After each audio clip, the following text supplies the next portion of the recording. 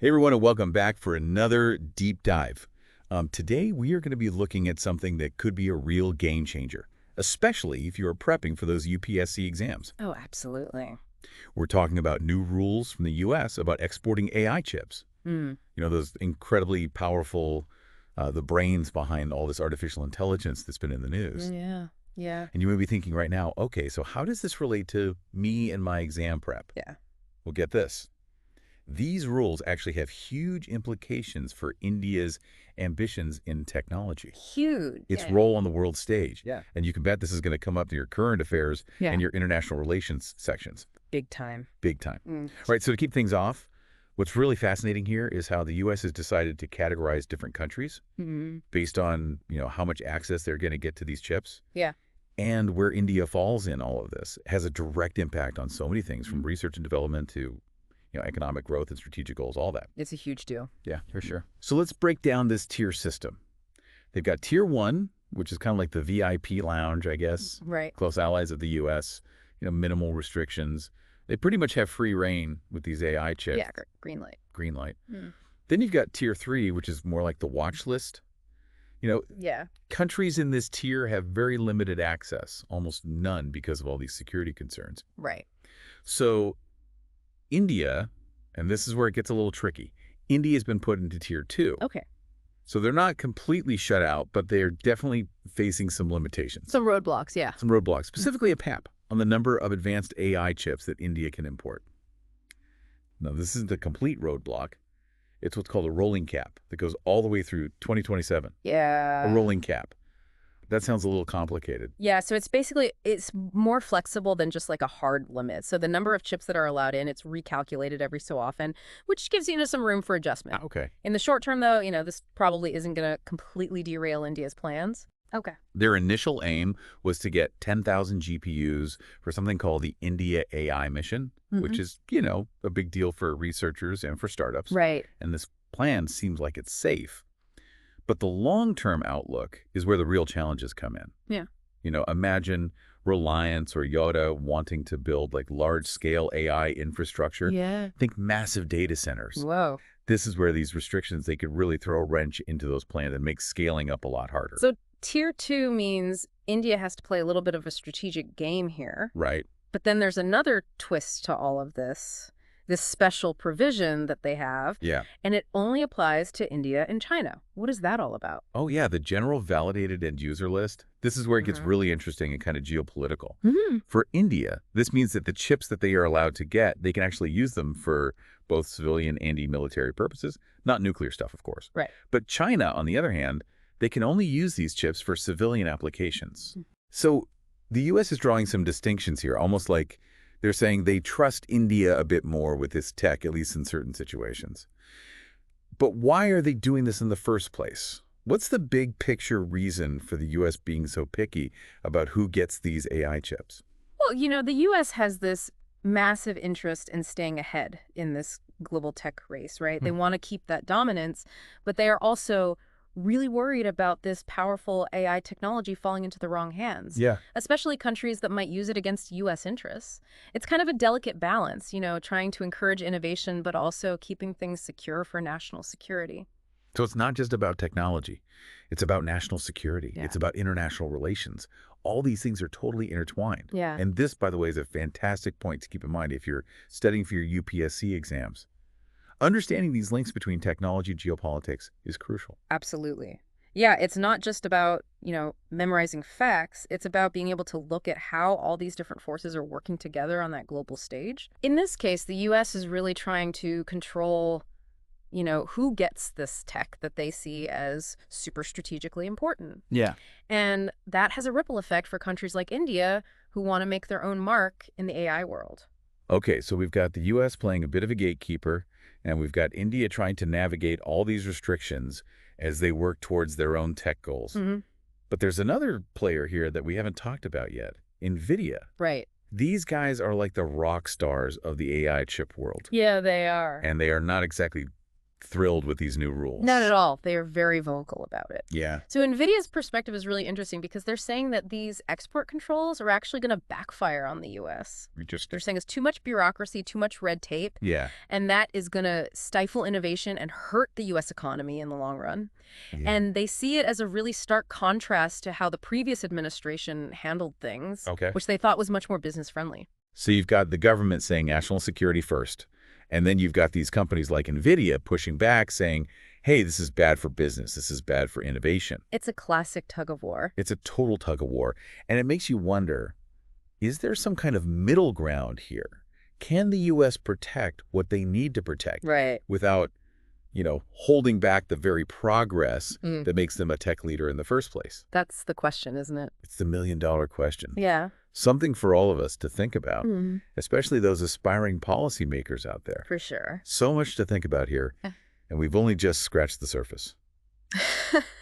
We'll be right back after a quick word from our sponsors to dig even deeper into this fascinating topic. Yeah, it really is a tough question, and it shows just how complex this whole issue is. I mean, there are valid concerns about, national security and all that, Of course. but you also have to think about what it could mean for economic growth and for technological progress. It's a balancing act. Yeah, exactly. And this is actually the kind of situation that UPSC aspirants might see pop up on their exams. Right. Imagine you get a question asking you to analyze what these export controls could mean for India. Yeah. You'd need to get the tech side of it, Mm-hmm. the economic factors, all the geopolitics involved, A&D, any ethical stuff that comes up. Yeah, it's a lot. It's a lot. It's a multidimensional challenge that really needs you to think critically to pull together information from all these different sources Absolutely. and come to your own well-informed conclusion. Exactly. You can't just Yeah. parrot back facts. No. You got to show that you get the nuances, the complexities of what's going on. It's all about those nuances. Yeah.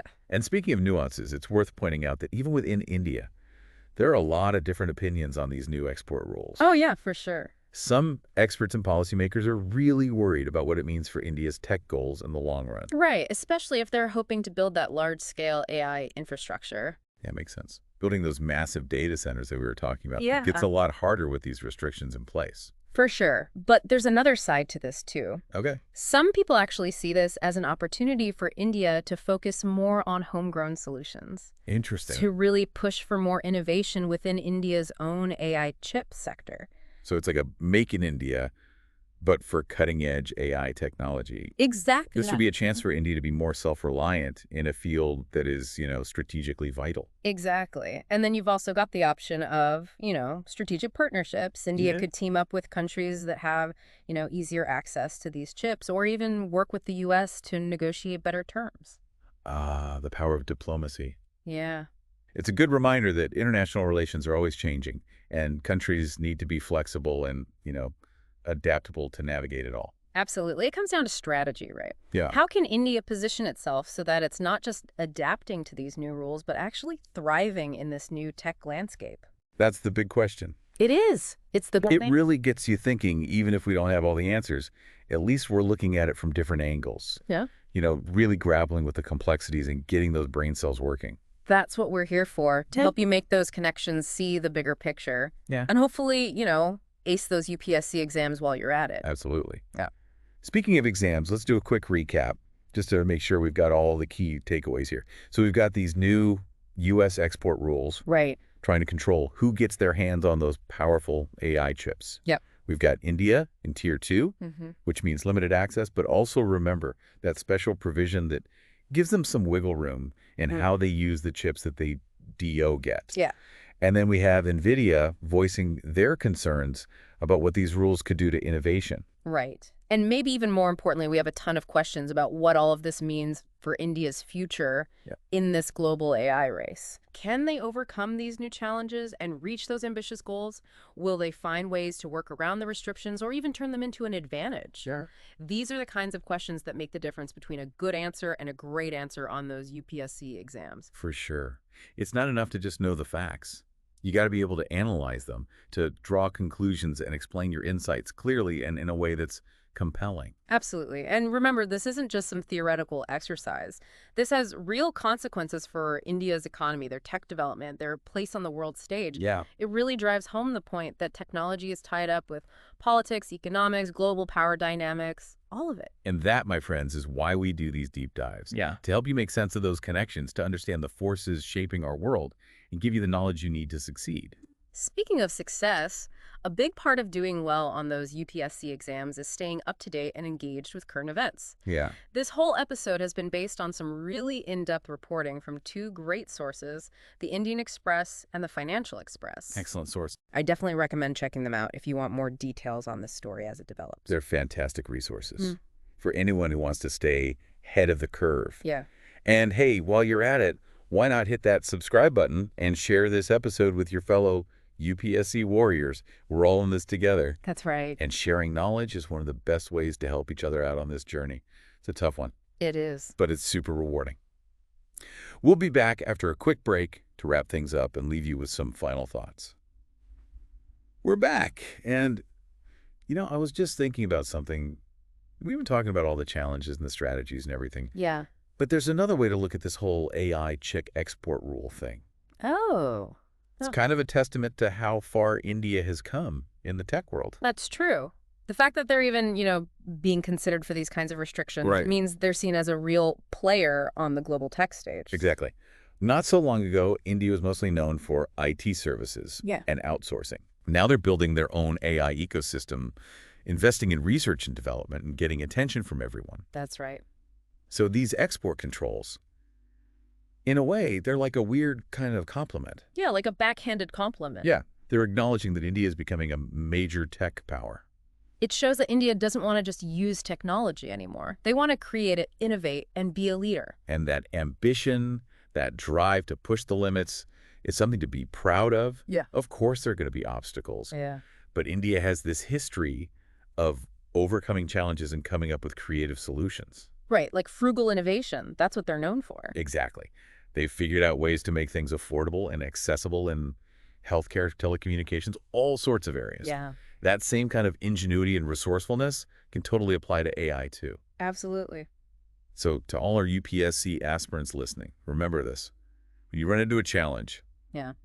don't just see a wall, see an opportunity. A chance to think differently, to innovate, to find new and better ways of doing things.